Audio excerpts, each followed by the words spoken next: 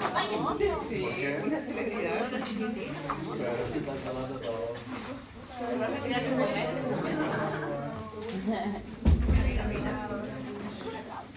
Ya, chiquillos, está pendiente que me avisen si vamos a adelantar la prueba. No, lo he preguntado cuántas veces. Entre nosotros. Pero es que necesito que me digan alguna fecha tentativa para poder preguntarlo otro.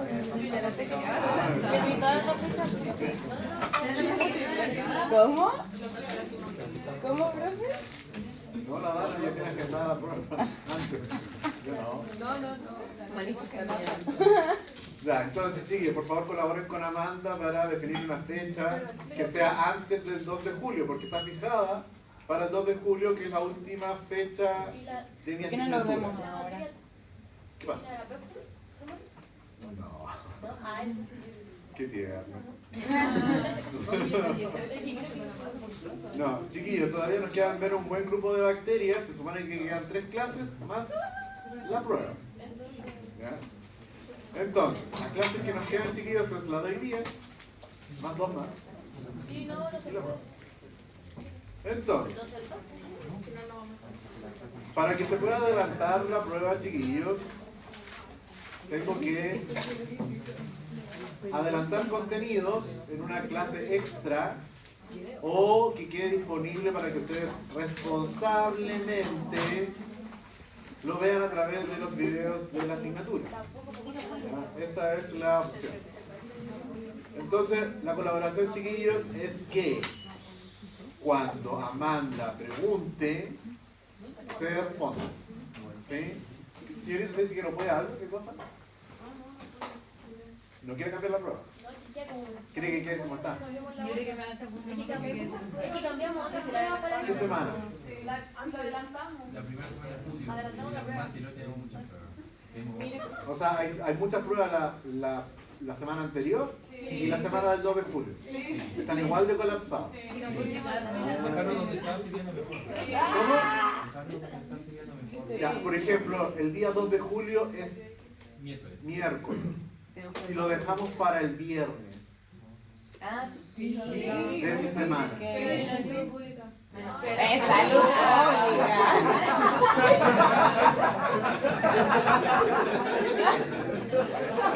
Perdón.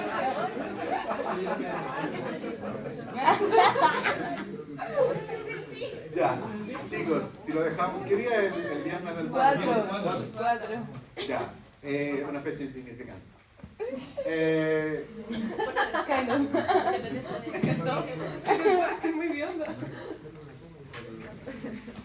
El día 4 de julio podemos dejar la prueba entonces, ¿no? Ya, entonces deben conseguir sala. Pero si la dejamos para el día 4 de julio, chiquillos, entonces significa que alcanzaríamos a ver todos los contenidos. Sin necesidad de que tengan que ir a recurrir al video de la asignatura. ¿Está claro, no? ¿Sí? ¿Se puede? Pero la interna para el laboratorio 5 debería ser.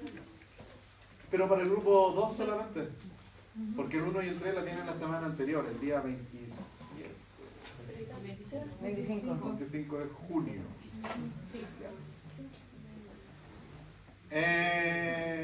Entonces, ¿estamos bien? ¿Sí? Ya, ahora, chicos, voy a hacer la prueba el día 4 de julio, que es el último día que yo tengo para tomar la prueba.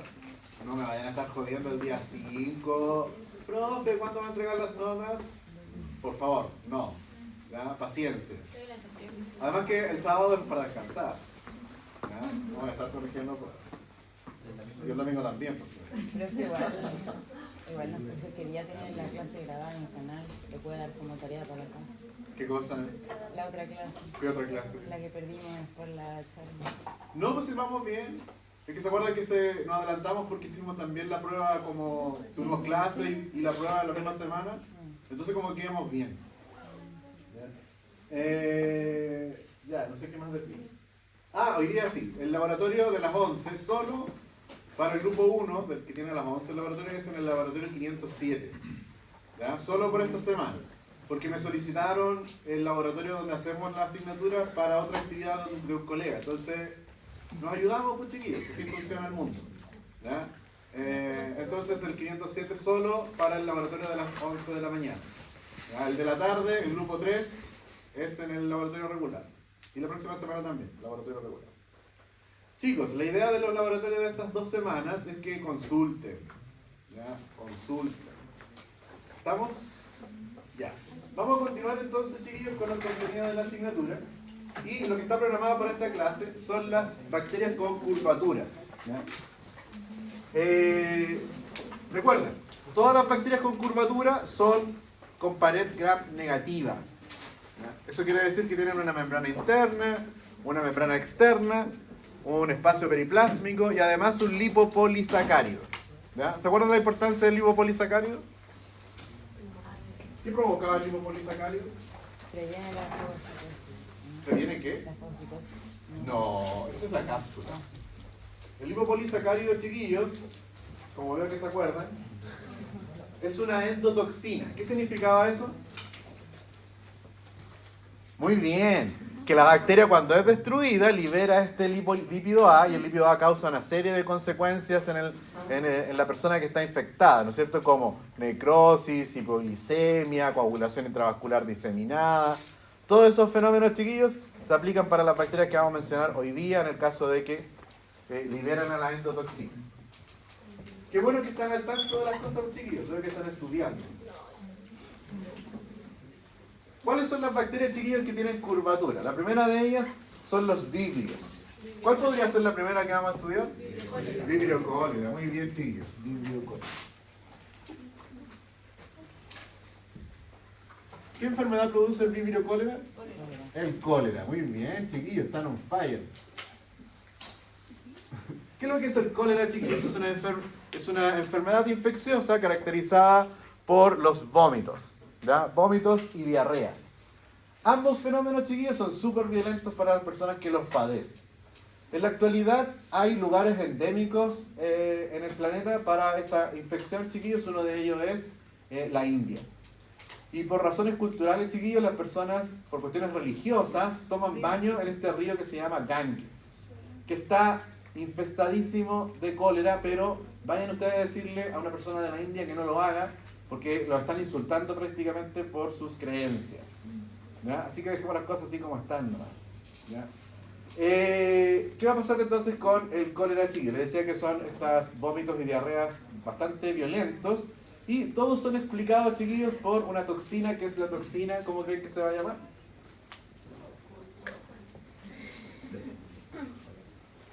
Toxina colérica. ¿Ya? Chiquillos, el cólera sin tratamiento puede alcanzar una mortalidad del 50%. ¿Ya? Esto significa, chiquillos, que de las personas que no reciban tratamiento, la mitad de ellas puede fallecer. ¿Ya? Y la muerte no es provocada directamente por el vómito y la diarrea, sino que por algo que ellos provocan, es una consecuencia del vómito y la diarrea, la deshidratación. El problema, chiquillo, de las personas con cólera cuando reciben tratamiento es que no se les puede dar agua prácticamente. ¿Por qué creen que pasa eso? Porque lo van a vomitar. Entonces, ¿cómo tiene que ser la hidratación? Intravenosa. ¿Sí? Está muy bien. Ahora, la toxina colérica, el mecanismo de acción que tiene, ustedes ya lo conocen, ya lo hemos descrito. Lo que va a hacer la toxina colérica es, de alguna manera, estimular de manera constante a la enzima adenilato ciclasa. ¿Cuál es la consecuencia de eso? Que aumenta el AMP cíclico. ¿Ya? Y eso, chiquillos, provoca que las células del intestino liberen hacia el lumen del intestino tanto electrolitos como agua, y eso le explicaría estas diarreas, ¿no es cierto?, con una alta probabilidad de deshidratación. ¿Ya? ¿Cómo se transmite el cólera, chiquillos? Está directamente relacionado a la transmisión del cólera con dónde vive la bacteria. ¿Ya? La bacteria tiene ciertas propiedades que son las siguientes. Es alcalófila. ¿Qué significa eso? Prefiere estar en lugares con un pH que sea alcalino. ¿Ya? Esa es una propiedad de Vibrio cólera. La otra, chiquillos, es que es halotolerante. ¿Qué significa eso? Inventando. ¿Halotolerante, chiquillos? Muy bien, chiquillos. Veo que están súper on fire hoy día. Es cuando las bacterias resisten ¿no es cierto?, las altas concentraciones de sal. ¿Ya?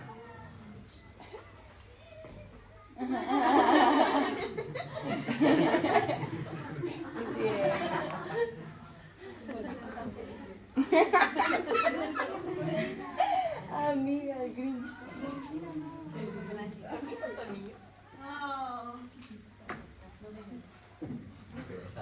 Con papitas que venden.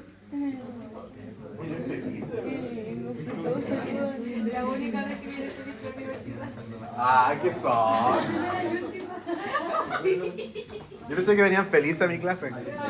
Creo que no. Sí, pero no todas. Ya, De la entonces, mañana. dos características súper importantes del vibrio cólera. Son alcalófilos y halotolerantes. ¿Qué significaban eso? Altas concentraciones. ¿Dónde vamos a encontrar esas dos condiciones, chiquillos? En el mar. Entonces, la transmisión del vibrio cólera, chiquillos, está asociada al consumo de mariscos. ¿Ya? ¿Mariscos en qué condiciones, chiquillos? Por supuesto que crudos. Me imagino que saben, a estas alturas de su vida, chiquillos, que los animales, estos animalitos marinos, lo que hacen para alimentarse es filtrar el agua de mar.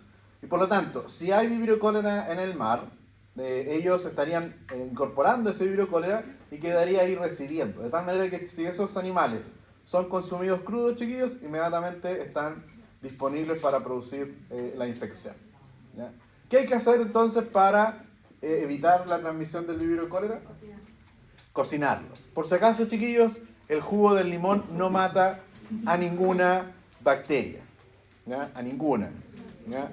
Ni a ningún virus, ni a ningún parásito, chiquillos. El jugo de limón no hace absolutamente nada que no sea ocultar el sabor que ustedes quieren ocultar, ¿no es cierto? Porque las personas que ponen limón es porque les gusta más el limón que el marisco. Ah, gran verdad. No, ni escucharon lo que dije. Mientras lo dije, lo olvidaron.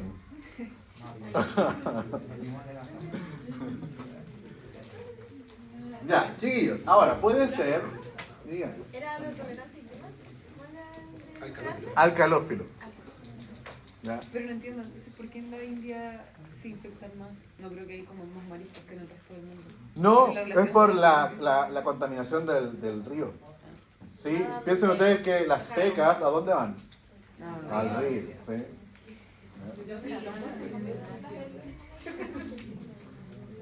Ya, entonces chiquillos, ojo que el vibrio cólera normalmente lo conocemos como una bacteria que produce esta infección intestinal, esta diarrea, chiquillos, pero si ustedes toman baño en aguas que tengan recientemente o con altas concentraciones de la bacteria y ustedes tienen una herida en la piel, el vibrio cólera o el vibrio paramoliticus, que es uno muy parecido, podría ocasionarles una infección en la piel. ¿Ya? Sin la sintomatología, por supuesto, intestinal, pero podría haber una infección a nivel de la piel. Lo más usual es que entendamos el cólera como una infección de tipo diarreica, ¿ya? Pero podrían aparecer otras formas de adquirirla. Chiquillos, ¿de qué otra manera se puede ocurrir la transmisión? Las personas que consumen marisco van a comenzar a eliminar a la bacteria tanto por los vómitos como por sus deposiciones. Entonces ahora, si esas aguas, o si esas fecas contaminan otras aguas, ¿ya? Y esas aguas son utilizadas para el regadío, ¿ya? Ahora, por ejemplo, los vegetales podrían tener a la bacteria y así entonces diseminar la infección. Siempre por una forma de fecalismo, ¿ya? Una mosca que se pose sobre las deposiciones o estas diarreas, chiquillos, van a quedar en sus pelitos con la bacteria y la mosca va a volar hacia alguno de los alimentos de ustedes y entonces también es una forma de transmitir la enfermedad. ¿Se entiende, chiquillos, o no? Ahora, ¿cómo es que la bacteria logra resistir el sistema digestivo? Porque nosotros, por lo general, chiquillos, cuando algún microorganismo llega desde el exterior por los alimentos, es el propio alimento el que actúa como una especie de buffer para la bacteria. ¿Sí? El bolo alimenticio va a exponer a las bacterias por la superficie de dicho bolo alimenticio. Esas bacterias que quedaron en la superficie del bolo alimenticio son degradadas por los jugos gástricos, pero las bacterias que puedan haber quedado entre medio de ese bolo alimenticio son las que se terminan estableciendo en el intestino y provocando toda la sintomatología. ¿Se entendió, chiquillos, o no? Ya. Para el diagnóstico del vibrio cólera, chiquillos, vamos a utilizar un medio que se llama TCBS. Que no lo vamos a alcanzar a ver en el laboratorio. En donde el vibrio cólera, chiquillos, produce colonias amarillas. Este medio de cultivo, chiquillos, se denomina así porque tiene tiosulfato, tiene citrato, tiene bilis y tiene sucrosa. ¿Ya? Esa es la razón de que se llama TCBS. Es un medio, chiquillos, en donde el vibrio cólera va a producir las colonias amarillas porque va a ser capaz de fermentar a la sucrosa. Pero además, chiquillos, es un medio de cultivo que cumple las dos condiciones que mencioné para el vibrio cólera. ¿Ya? Es un medio que tiene altas concentraciones de sal y además es alcalino. De tal manera que este medio de cultivo es específico para seleccionar las especies de vibrio. ¿Ya? Y el otro vibrio que podría aparecer, que produce sintomatología muy parecida, es el vibrio parahemolyticus. Pero el vibrio parahemolyticus produce colonias de color verde en este medio que es el TCBS. ¿Ya? Así hacemos el diagnóstico de esta bacteria. ¿Cómo se va a ver a la tinción de Gram, chiquillos, si es un vibrio? Se va a ver entonces una bacteria con una forma de coma. El flagelo, chiquillos, no se va a ver, pero el vibrio cólera es una bacteria que sí podría presentar entonces un flagelo. ¿Ya? La toxina colérica, chiquillos, hay que describirla también como una toxina de tipo AB. ¿Se acuerdan de eso, no? Sí. ¿Qué significaba eso? Que tiene dos subunidades, que la subunidad B es la que es reconocida por el receptor. Cuando la subunidad es reconocida por el receptor, se gatilla un fenómeno de endocitosis, ¿ya? La acidificación del endosoma separa las subunidades y ahora la subunidad A, que venía enganchadita a la B, se separa por la acidificación y la subunidad A sale al citoplasma. ¿Y qué es lo que hace cuando sale al citoplasma, chiquillos? Se une covalentemente, ¿no es cierto?, a la adenilato ciclasa, produciendo grandes concentraciones de ABP cíclico. ¿Estamos bien, chiquillos, o no? ¿Cómo vamos a prevenir el cólera? Evitando todas las formas de fecalismo, ¿no es cierto? El lavado de manos, evitar la presencia de vectores mecánicos como moscas y baratas, cocer los alimentos. ¿Por cuánto tiempo van a cocinar los alimentos, chiquillos? Por ejemplo, un marisco.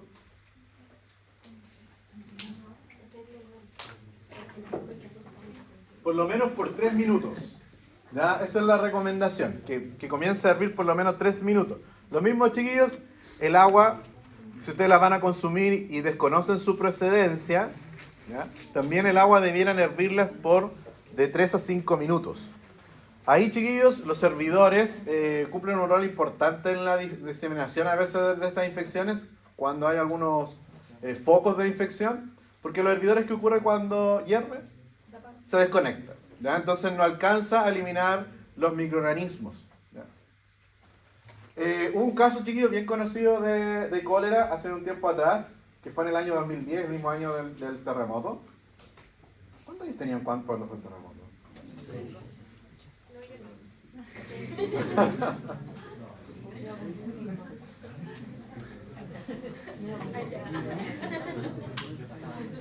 Chiquillos, en el año del terremoto, una de las cosas que ocurrió en muchas de las regiones del país es que quedaron sin luz, algunas zonas quedaron aisladas, entonces se prendieron las alarmas, chiquillos, de que pudiera volver a aparecer casos de cólera en el país. Sin embargo, chiquillos, en el año 1991, ustedes ya ni existían todavía, hubo un derrame de un barco pesquero frente a las costas de Perú, que venía de Japón. Venían ahí unos tripulantes infectados y los desechos del barco comenzaron a ser liberados al mar. Ustedes saben que Perú, por su cultura, tiene el consumo de ceviche, ¿no es cierto? Y comenzaron a aparecer casos de cólera en las ciudades costeras de Perú, pero por supuesto que después empezaron a aparecer casos más hacia el interior, donde no había costa. Eso, chiquillos, dado porque personas habían consumido alimentos en las costas de Perú, volvieron a sus lugares, comenzaron a hacer sus deposiciones, no hubieron los cuidados respectivos y se empezó a transmitir de otra forma que no era directamente relacionado con el consumo de mariscos crudos. ¿Se entendió, no? Sí. Ese año la infección llegó a Chile, chiquillos. ¿sí? Hubieron algunos casos en el norte del país, incluso en San Pedro de Atacama. ¿Sí? ¿Conocen San Pedro, me imagino? No saben que existe eso, ¿no? Ya. ¿Y qué pasó, chiquillos? En el año 1991 hubo una campaña fuertísima en el país para enseñar a las personas. Imagínense, ese tiempo no había internet. ¿Sí? No existía internet, no había celulares, entonces todo era como a través de volantes que se repartían a través de los antes llamados consultorios, ¿no es cierto? E iban también a las casas enseñando a las personas a hervir el agua, a evitar el consumo de alimentos que crecían a ras del suelo, como lechugas, por ejemplo. En esa época recuerdo yo que comí mucha palta, porque era como que lo único que estaba como permitido, así como... Y creo que gracias a eso, chiquillos, a ese esfuerzo que hizo el país, la gente quedó como muy bien educada con respecto a evitar la transmisión del cólera y se evitó que ocurriera en el año 2010, años después, una situación similar. Lo digo, chiquillos, porque el año 2010, que fue el terremoto acá en Chile, hubo un terremoto en Haití, donde murieron más personas por cólera que por el desastre mismo. No sé si sabían de eso, chiquillos. ¿Quién fue el responsable?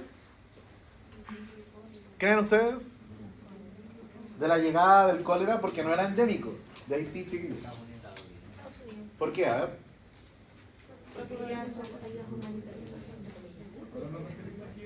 Exactamente, fueron rescatistas, chiquillos, que no solo llegaron con el vibrio cólera, sino que llegaron a violar a muchas haitianas también. ¿Sí? No sé si están al tanto de eso. Bueno.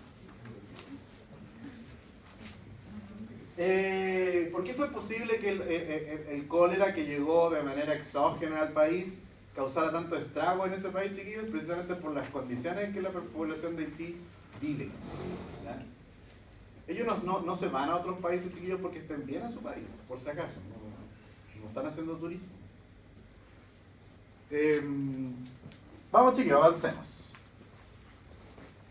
Otra bacteria, vamos a pasar ahora a bacterias espirales. Es el Campylobacter jejuni. Este Campylobacter, chiquillos, produce infecciones diarreicas y está asociado, chiquillos, a la transmisión por el contacto con las aves. ¿Ya? Me imagino que en el último tiempo tenéis que haber escuchado esta relación, chiquillos, que hace recomendaciones de no lavar la carne del pollo antes de cocinar. ¿Ya? Porque ahí, chiquillos, en esa carne del pollo estaría la bacteria. ¿Cómo la bacteria llegó a la carne del pollo? Porque es un residente del intestino de estos animales. Entonces, cuando los pollitos son faenados para el consumo humano, obviamente se retiran las vísceras, y ahí al momento de retirar las vísceras, contenido intestinal contamina el resto de la carne del animal. Y entonces los animales quedan contaminados. Puede ocurrir, chiquillos, también que las personas hagan lo siguiente: cocinen bien el pollo, y con eso está súper bien, chiquillos. Es raro que las personas, y creo que no ocurre, de que consuman la carne de pollo mal cocida o cruda, como si ocurre con la carne de vacuno, el pescado, ¿ya? El pollo por lo general se consume bien cocido, entonces cuando cocinamos la carne del pollo no hay riesgo, pero al momento de lavar la carne del pollo, chiquillos, podría quedar la bacteria en el lavatorio, ¿no es cierto?, en los recipientes que utilizamos para lavar. Y también, chiquillos, si cortamos las presas del pollo, los utensilios que utilizamos para cortar, la tabla, el cuchillo, también quedan contaminados. Y ahí podría ocurrir que las personas utilicen tanto la tabla como el cuchillo para cocinar otras cosas que se van a consumir crudas. Y ahí es donde ocurren infecciones por el Campylobacter jejuni, chiquillos. Entonces, creo que la recomendación más importante, chiquillos, para prevenir esto es no tanto evitar lavar el pollo, sino que si lo hacemos, recordar que hay que desinfectar la superficie. Y con eso, de alguna manera, resguardamos la transmisión cruzada de esta bacteria. El Campylobacter jejuni produce unos anticuerpos. Por lo general, chiquillos, la infección diarreica por el Campylobacter jejuni es autolimitada. Vale decir, si las personas son diagnosticadas a tiempo, pueden recibir antibióticos, se van a mejorar. ¿Ya? O puede ser que la persona tenga un cuadro diarreico leve, no le dé ni el tiempo de acudir al médico porque ya se la pasó la diarrea y pasó inadvertida la situación. Pero va a pasar lo siguiente, chiquillos. Van a ocurrir la producción de anticuerpos anti-Campylobacter. ¿Ya? Van a producir entonces anticuerpos anti-Campylobacter. Y estos anticuerpos anti-Campylobacter, chiquillos, producen una enfermedad post-infecciosa. ¿Se acuerdan con qué otra bacteria ocurría este fenómeno? Muy bien, chiquillos, estoy impactado. Con el Streptococcus pyogenes, enfermedades post-streptocócicas.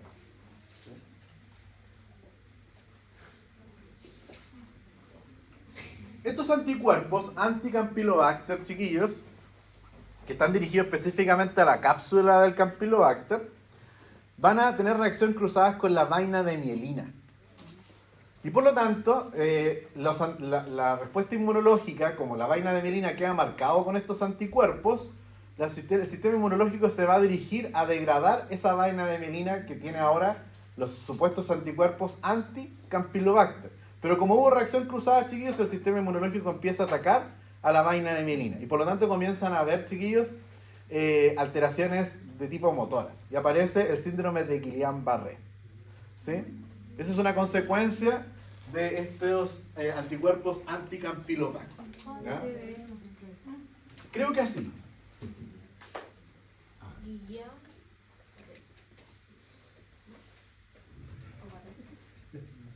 Guillain-Barré. ¿Sí? Síndrome de Guillain-Barré, chiquillos. ¿Cómo se explica este síndrome de Guillain-Barré, chiquillos?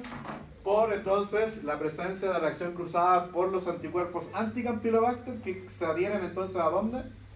A la vaina de mielina. Y chiquillos, la principal manifestación de este síndrome son parálisis. ¿Ya? Parálisis principalmente en las extremidades, chiquillos. Vamos ahora a estudiar, chiquillos, otra bacteria que es de tipo espiral, que es el Helicobacter pylori, que ya hemos hablado de él, que produce ¿qué cosa, chiquillos? Úlcera. Y además esa úlcera está asociada a la aparición de un cáncer. El Helicobacter pylori, chiquillos, al igual que el Campylobacter jejuni, es una bacteria con más de una curvatura. Y además el Helicobacter pylori, chiquillos, tiene flagelos. El Campylobacter jejuni, chiquillos, una cosa que se me olvidó mencionar recién, cuando se observa en la tinción de Gram, aparece así. ¿Ya? Y se describe, precisamente el tecnólogo médico describe la aparición de bacilos en forma de alas de gaviota, que se van a ver teñidos rosados que son gram negativos, ¿no es cierto? ¿Ya? Y aparecen en las deposiciones de las personas que atraviesan esta infección por Campylobacter.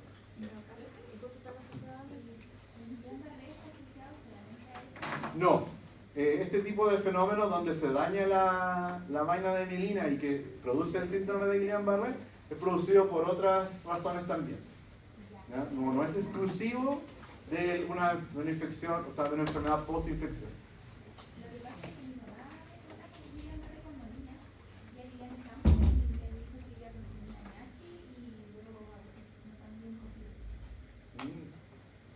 Quizás pudo estar asociado a eso. Como el médico no hizo la asociación en el momento. Pero no es la única enfermedad que explica este fenómeno.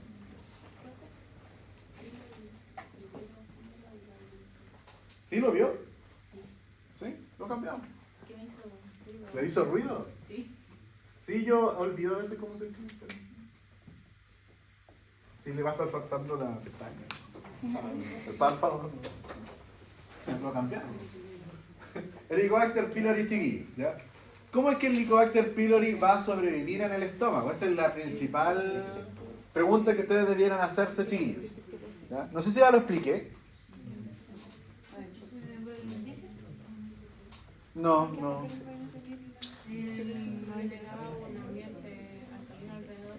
Porque, chiquillos, el Helicobacter pylori produce úlceras, pero estas úlceras, ¿dónde estarían ubicadas? En el estómago. Y en la primera porción del intestino delgado, ¿cómo se llama? Duodeno. ¿Sí? Ahí, chiquillos, se van a producir las úlceras por el Helicobacter pylori. Entonces, si pensamos, ¿cómo que una bacteria puede vivir en el estómago? ¿Y por qué esa gran pregunta, chiquillos? Porque el estómago nos ofrece un ambiente grato para las bacterias. Es un ambiente ácido. ¿Sí? ¿Cuál es el pH del estómago?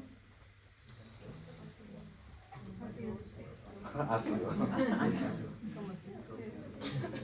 Está entre 1 y 2. ¿Ya? Ahí podrían haber disputas, chiquillos. Pero entre 1 y 2. Sumamente ácido, chiquillos. Entonces, la primera pregunta que podríamos hacernos es cómo esta bacteria puede sobrevivir ahí. La razón, chiquillos, es que la bacteria hace trampa. En realidad no es que pueda vivir en un ambiente ácido, sino que ella genera un ambiente alrededor de ella misma que va a ser neutro. ¿Y cómo lo hace? Con la enzima ureasa, que es el principal factor, bueno, el primer factor de virulencia, chiquillos, de esta bacteria. La bacteria expresa esta enzima, la ureasa degrada ¿a quién? A la urea, y el producto de esta degradación, chiquillos, son el amonio y el CO2, que ambos son componentes de tipo alcalino. Entonces, chiquillos, mientras que en el estómago hay un pH ácido, entre 1 a 2, ¿qué hace la bacteria? Genera acá elementos alcalinos.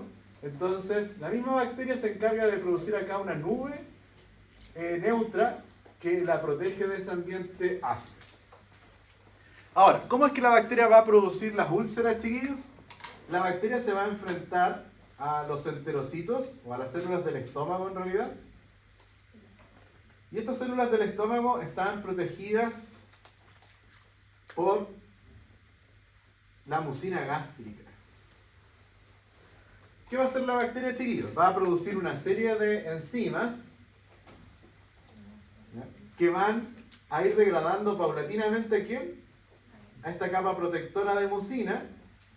Y ahora la bacteria tiene acceso a las células. Pero no solamente la bacteria tiene acceso a las células, sino que también, ¿quién va a tener acceso a estas células, chiquillos?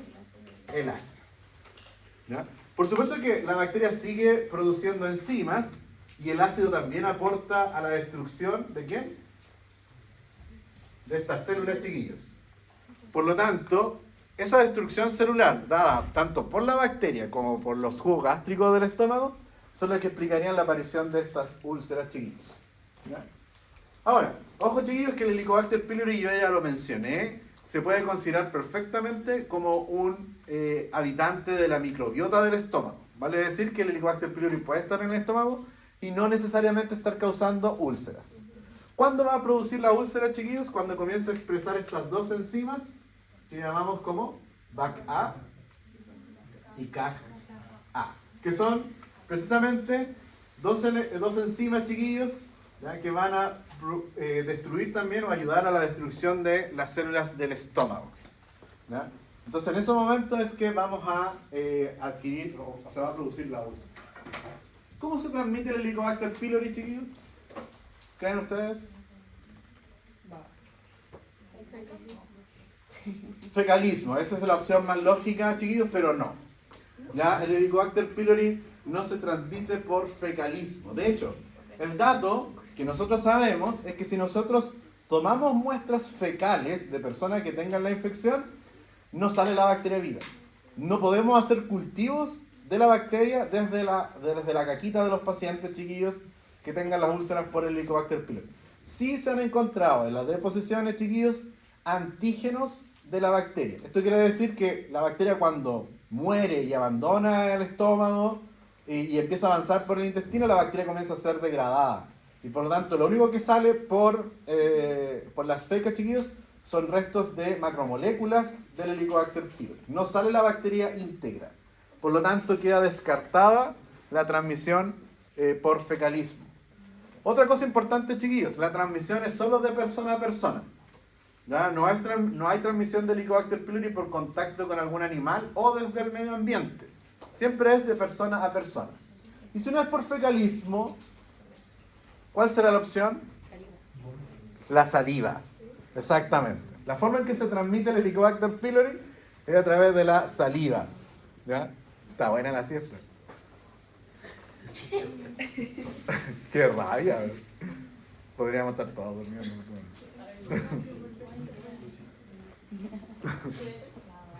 Ya, ¿qué ocurre, chiquillos? Uno de los fenómenos que ocurre con las personas que tienen Helicobacter pylori es también este fenómeno de reflujo. Entonces, en ese fenómeno de reflujo, algunos Helicobacter podrían quedar en la boca.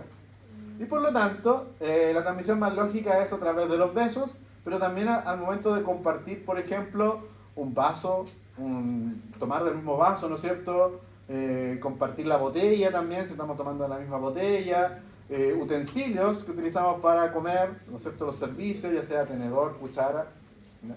Ese tipo de cosas, estimados, son los que van a transmitir la infección. Es bastante común, chiquillos, que miembros de una misma familia estén infectados. No porque todos se estén besuqueando entre todos, ¿no? Sino que hay más bien un contacto íntimo entre ellos, ¿no es cierto? Más cercanía, y eso favorecería la transmisión, chiquillos. ¿Está claro? Sí. ¿Cómo vamos a prevenir entonces?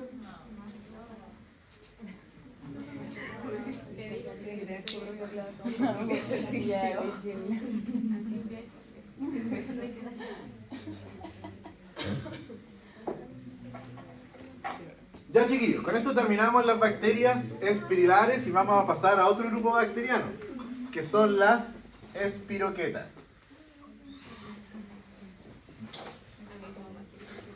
Espiroquetas. ¿Quiénes son las espiroquetas, chiquillos? Son bacterias que tienen múltiples curvaturas. Son las bacterias más grandes que existen. ¿Es el espirilo? Un espirilo, un vibrio, Campylobacter y Helicobacter spirilos. Y ahora, chiquillos, a este grupo que llamamos espiroquetas. ¿Ya? Las espiroquetas pueden tener una longitud de hasta 30 micrómetros, chiquillos. ¿Ya?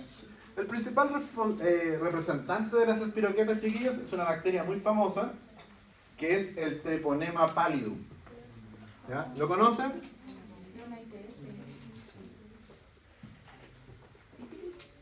Muy bien, despertaron. El Treponema pallidum es el agente causal o etiológico de la sífilis, ¿ya? Una infección de transmisión sexual. ¿Ya? Bueno, ¿qué es la sífilis, chiquillos? Es una infección que va a comenzar aproximadamente después de un periodo de incubación de 3 a 7 días. ¿De qué depende esa incubación, chiquillos? ¿Y qué tenemos que pensar? Muy bien, en la triada ecológica. Veo que están muy despiertos hoy día, ¿sí? ¿Qué implica esto, chiquillos? La cantidad de bacterias que hayan ingresado, el estado inmunológico del huésped. Entonces eso podría provocar que los síntomas aparezcan pronto después del contacto a los 3 días o un poquito más a los 7 días después. ¿No? ¿Cómo ingresa la bacteria, chiquillos, a los organismos cuando ocurre la transmisión por contacto sexual? Por las heridas que puedan ocurrir durante la propia penetración. ¿Ya? ¿Qué es lo que va a transmitir al Treponema pallidum, chiquillos? Los fluidos corporales. ¿Ya? El semen, el flujo vaginal. Eso va a estar involucrado. Por supuesto, chiquillos, que las lesiones van a ocurrir, en el caso de los varones, en el pene, ¿sí? En el propio miembro masculino.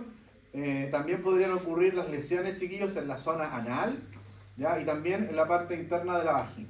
Esos son los lugares donde van a ocurrir la transmisión. Eso sí, también podría ocurrir, chiquillos, transmisión por contacto oral, aunque es menos frecuente. ¿Qué va a ocurrir, chiquillos? Después de ese periodo de incubación, las personas van a presentar fiebre, pero no es tan importante el síntoma de fiebre. Lo primero que va a ocurrir, chiquillos, en esta etapa, que se conoce como sífilis primaria, es la aparición de un chancro duro.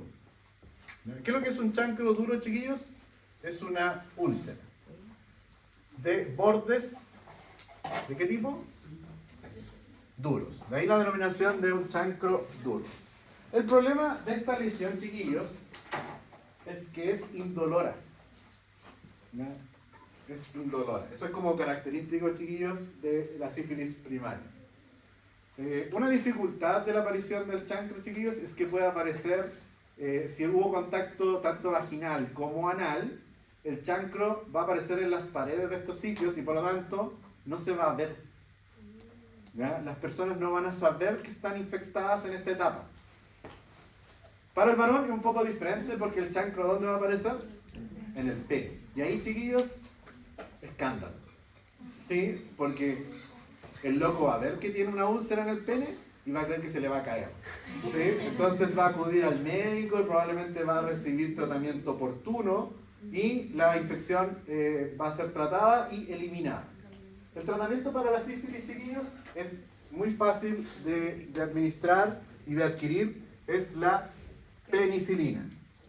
¿Ya? No se han registrado ninguna cepa hasta el momento, chiquillos. No quiere decir que esto pueda cambiar en algún momento. No, pero hasta el momento no ha aparecido ninguna cepa de Treponema pallidum que sea resistente a la penicilina. Entonces las personas reciben su tratamiento, se recuperan. ¿Quiénes no podrían recibir la penicilina, chiquillos? Las personas que son alérgicas. Y ahí la manda cada rato encima.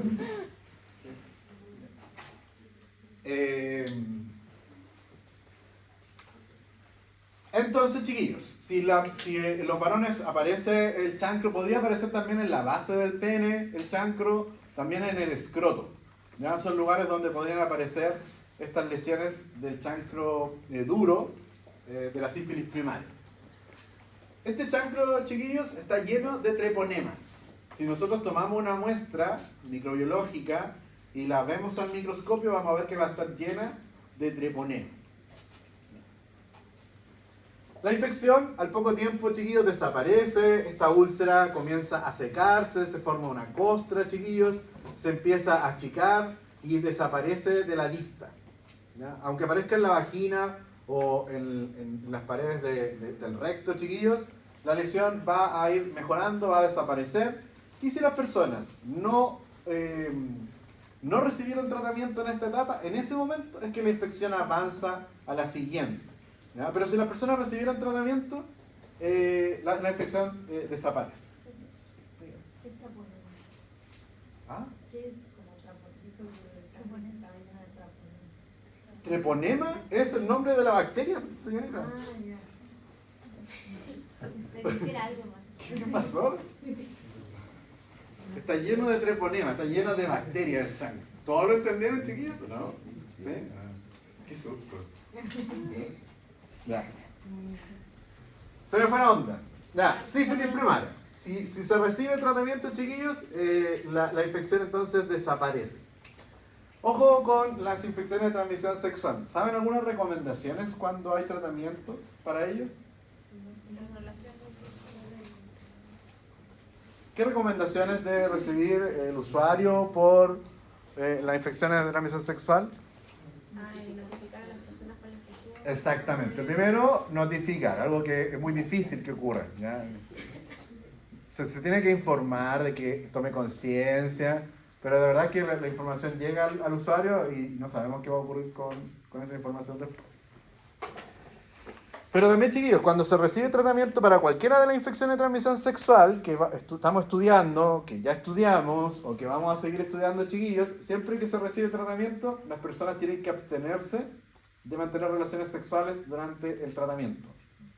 Y además, el tratamiento no lo debe recibir solo la persona diagnosticada, lo debe recibir también todos los contactos sexuales que haya tenido la persona. ¿Sí? Bueno, chiquillos, si hubo tratamiento, la infección llegó hasta aquí, se acabó el problema. El problema es cuando la persona no se adjunta a algún tratamiento, chiquillos, y la infección entonces va a avanzar. La infección va a evolucionar de la siguiente manera. El chancro desaparece, la úlcera, tal como lo expliqué recién, y viene un periodo asintomático, que puede durar algunas semanas. ¿Ya? Y entonces, si la infección todavía está presente, chiquillos, aparece el segundo cuadro, chiquillos, que se denomina como sífilis secundaria. Que en la actualidad es cada vez más difícil, chiquillos, que las personas lleguen a esta etapa de la infección, porque el tratamiento es asequible y las personas se adhieren rápido a él. sobre todo si, por ejemplo, penicilina benzatina, basta con que lo pinchen ahí y se acabó el problema, no tienen que estar tomando medicamentos, digamos. Pero entonces las mujeres pasan a la mayor probabilidad. Hay mayor probabilidad de que en las pasen a la mujeres, dos. sí. Pasan a la Pero las mujeres igual son como más cuidadosas, son mucho más responsables que los varones en cuanto al autocuidado y qué sé yo. Si la mujer también adquirió la práctica de visitar regularmente a su, ojalá su ginecóloga, ¿no? Chicos, yo insisto que la ginecología debería ser exclusivamente de médicos, de mujeres médicos, ¿sí? No sé si están de acuerdo conmigo, ¿sí?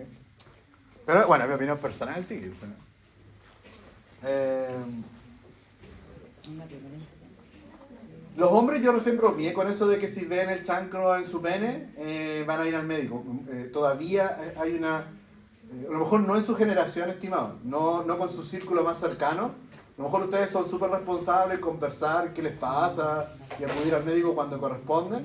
Pero todavía existe una buena población de varones que se omite, ¿sí? Como que va a ver el chancro y va a decir, ay, ¿qué importa? ¿Sí? Entonces, no necesariamente tendríamos que atribuir a que la mujer es la responsable de seguir con la transmisión. ¿Sí? Por otro lado, también hay varones con prácticas homosexuales que también podrían adquirir el sífilis por el recto, por lo tanto también no se van a enterar que algo ocurrió. ¿Sí? Y podría que recién se enteren ahora, en esta etapa chiquita. En la sífilis secundaria, vamos a la bola con la reflexión. Profe, ¿entre medio es el periodo sintomático? Sí, entre medio acá hay una etapa asintomática que puede durar algunas semanas, 2 a 3 semanas, chiquillos. Y después aparece la sífilis secundaria, chiquillos, que está caracterizada por un eritema. ¿Ya? El eritema, chiquillos, son lesiones en la piel que se caracterizan por lo siguiente. Son manchitas más oscuras en la piel, rojizas, que tienen la particularidad de que si las tocamos, desaparece el color. Y cuando las dejamos de tocar, reaparece. Como la retención de ¿Sí? líquido. Sí. Eritema. ¿Ya? Y el eritema de la sífilis secundaria, chiquillos, puede aparecer en todo el cuerpo. Pero de forma característica va a aparecer en la palma de las manos, chiquillos. ¿Ya? El eritema. Y también alrededor de la boca. ¿En qué personas se ha asociado principalmente esta etapa de la sífilis secundaria, chiquillos? Principalmente en personas que no tienen acceso a salud, como por ejemplo, personas que viven en condición de calle. ¿Ya? Ese tipo de personas, chiquillos, es la que... drogadictos también, son las personas que desarrollarían esta etapa de la sífilis. Ahora, estimados, si la infección es diagnosticada ahora, la persona puede recibir tratamiento de la misma manera que en el caso anterior, y la infección llegaría hasta aquí.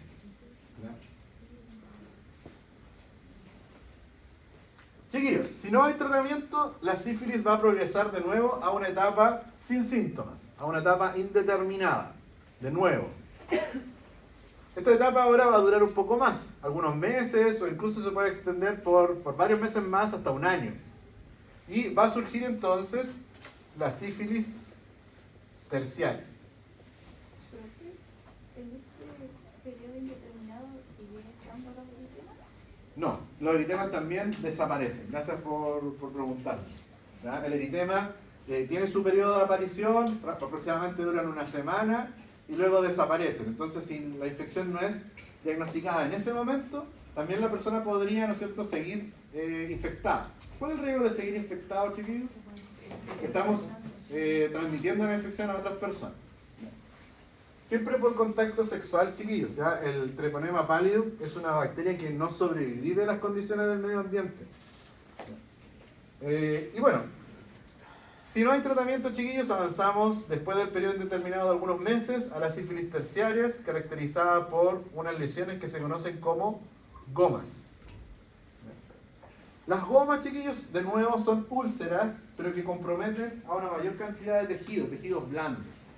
La piel, ¿no es cierto?, mucosas, cartílago, tendones, músculo. ¿Ya? Entonces son lesiones que pueden ser muy profundas a nivel de la piel. Pero, aquí pasa algo interesante, chiquillos. Cuando nosotros nos enfrentamos a una goma, que son estas úlceras, y tomamos una muestra para estudio microbiológico, ya no hay treponemas. Ya no está la bacteria presente ahí. Entonces, el responsable, chiquillos, de la úlcera conocida como goma, en la etapa de sífilis terciaria, chiquillos, ya no es la bacteria, sino que es una lesión autoinmune. Es la respuesta del sistema inmunológico, chiquillos, frente al treponema, que quedó siempre activado, que va a terminar provocando estas lesiones conocidas como gomas. ¿Ya? De nuevo, chiquillos, es muy extraño que la infección avance a esta etapa.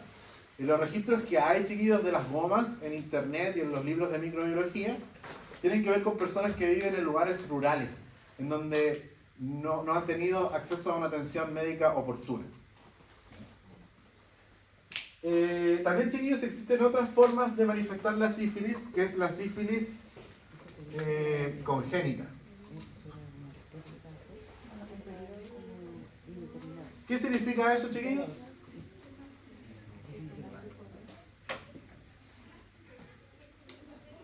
¿Y por qué alguien va a nacer con sífilis? Porque puede ser transmitida ¿desde quién? De la madre al feto. Ya, chiquillos, si de nuevo, esto es muy clásico para las infecciones, chiquillos. Si la infección ocurre en etapas muy tempranas de la gestación, podría provocar incluso un aborto, chiquillos. Luego, si la transmisión ocurre en etapa más avanzada, van a tener como efectos de deformación en el feto. ¿Ya? Si va avanzando el proceso de gestación y ocurre la transmisión muy a término, chiquillos, podrían aparecer algunas alteraciones graves, pero menores en relación a un aborto, chiquillos, como por ejemplo que el bebé nazca con algún grado de sordera, ¿ya? Ese tipo de situaciones. O también, chiquillos, podría ocurrir que la transmisión ocurra ya directamente en el parto, y ahí la infección se manifiesta de otra manera como una neumonía, ¿ya? Porque el treponema, ¿a dónde llegó finalmente? Si es que pasó por canal vaginal, chiquillos, a las vías respiratorias, ¿ya? Entonces, las formas en que se manifiesta una sífilis congénita tienen que ver en qué momento ocurrió la transmisión, chiquillos, ¿ya? Y cuáles van a ser las consecuencias también dependen precisamente de eso. Ahora, entonces, una de las cosas que tiene que hacerse rutinariamente para la mujer embarazada, chiquillos, es saber si tiene o no sífilis. ¿Ya? Eso está como dentro del protocolo de exámenes que se le solicita a una mujer embarazada. Los exámenes para la sífilis, chiquillos, son unos que se denominan RPR, y también está esta otra alternativa que es el PDRL. Profe, ¿no dijo cuál era el tratamiento para el sífilis de la madre? Siempre es la penicilina, ¿El excepto, también? ¿sí? Si es autoinmune igual, sí. ¿Cómo? Si es autoinmune después como... Sí, porque acá por ejemplo, pero ese tratamiento también tiene que ver, se tienen que controlar otras cosas, como por ejemplo, desregular el sistema inmunológico, probablemente con corticoides, para que baje la respuesta inmunológica y tratar esa sintomatología. Pero para eliminar al microorganismo, hay que eliminarlo también, ¿no es cierto? Y para ello la penicilina. ¿Sí? Ya, chiquillos, entonces el examen simple para el diagnóstico de la sífilis es el RPR o BDRL. ¿Ya? ¿En qué consiste, chiquillos? En detectar algunos lípidos de membrana. ¿Ya? Chiquillos, cuando nosotros tenemos una infección, chiquillos, por cualquier microorganismo, por ejemplo, una bacteria. ¿Qué es lo que hace la bacteria? Produce enzimas, ¿no es cierto? ¿Y estas enzimas qué van a hacer?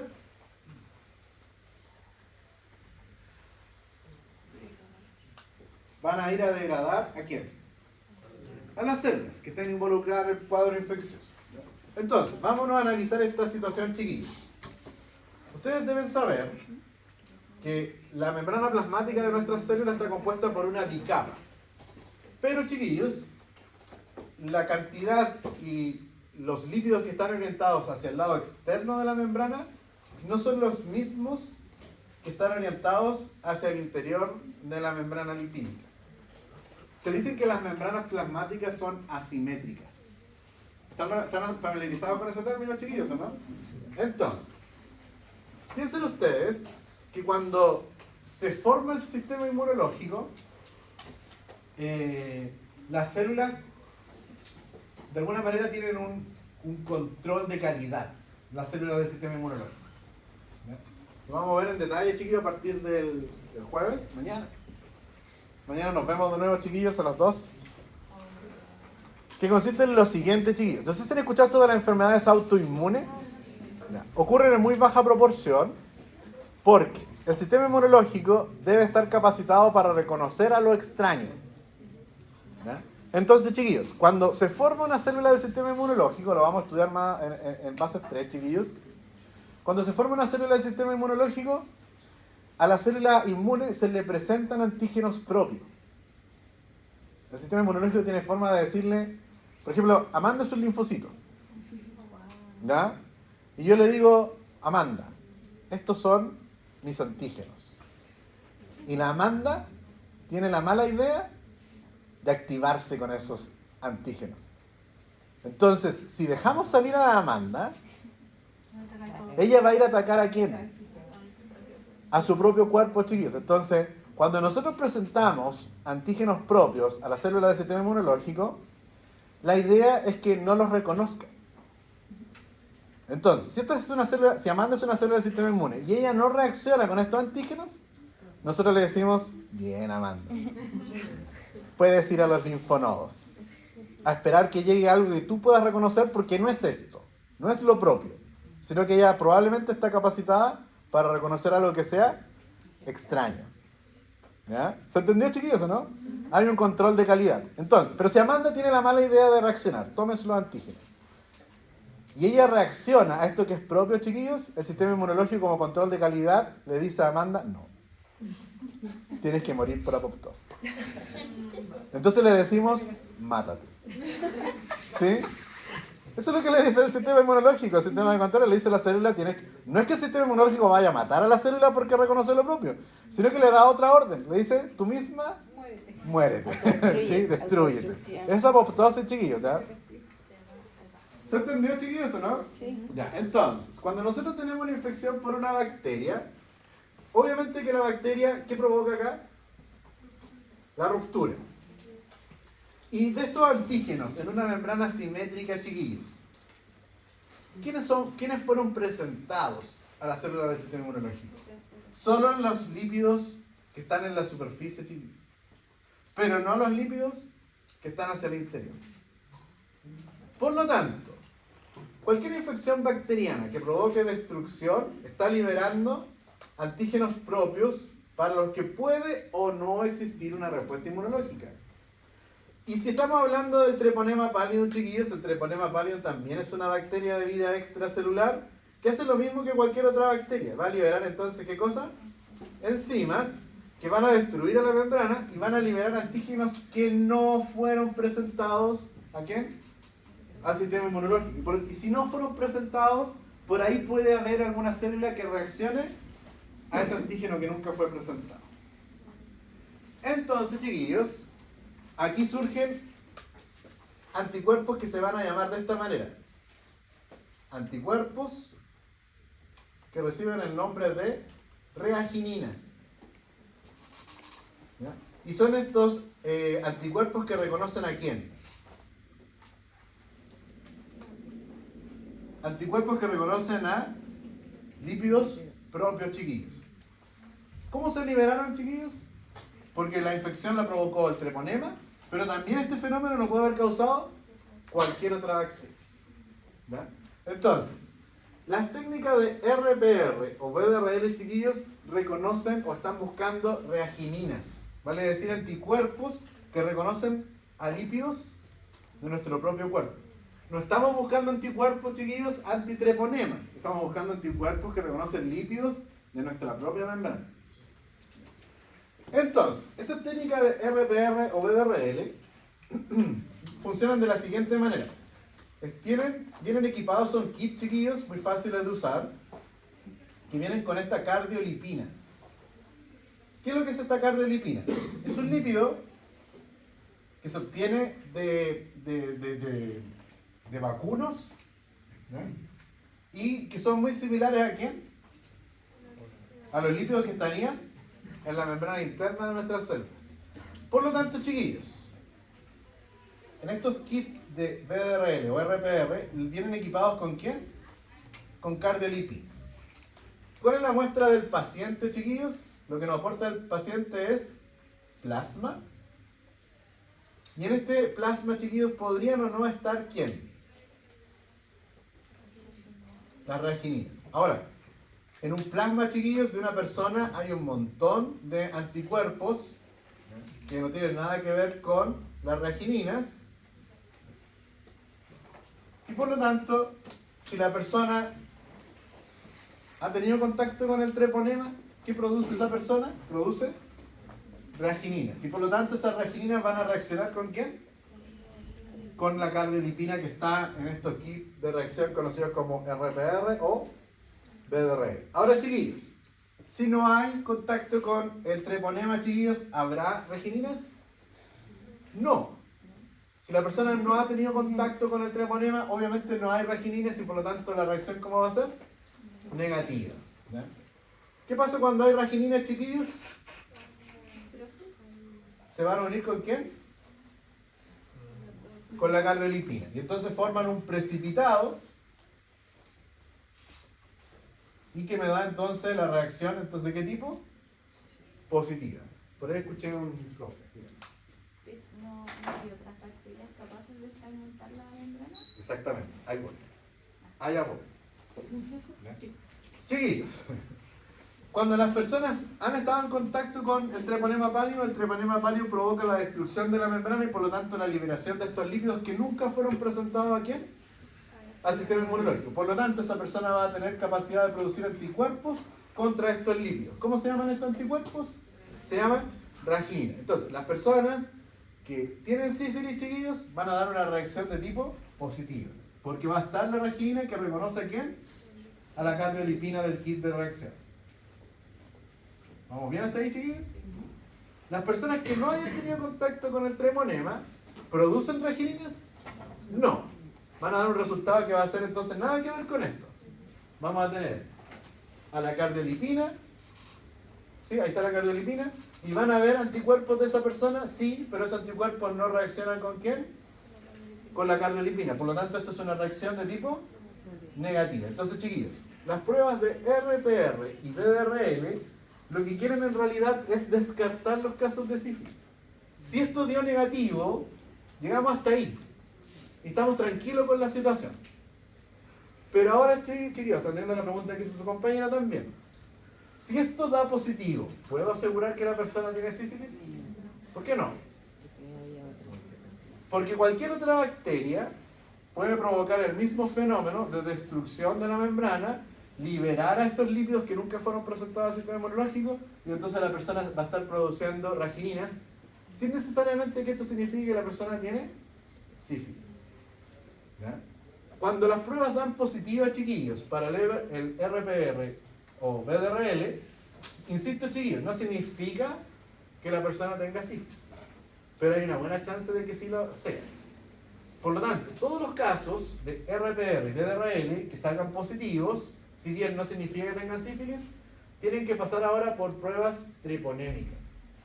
Y ahora esas pruebas treponémicas, chiquillos, van a buscar, ahora sí, anticuerpos anti quién? Antitreponema. Ahora, ¿por qué darnos esta vuelta, chiquillos? ¿Por qué creen? ¿Por qué creen que nos vamos a dar toda esta vuelta, chiquillos, de buscar anticuerpos que no son específicos para los microorganismos? Es más barato. Esa es la respuesta, chiquillos. Hacer pruebas de RPR y BDRL es mucho más económico que recurrir a ¿qué? A una prueba treponémica. ¿Ya? ¿Se entendió? Es más fácil, es más barato, ¿ya? Es más rápido el resultado. ¿Sí? ¿Se entendió, chiquillos, o no? Ya. Excelente. ¿Qué hora es?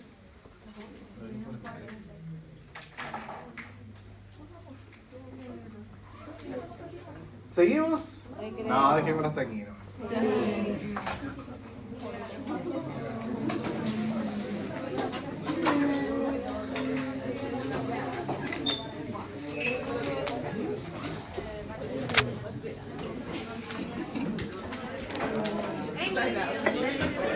Ah.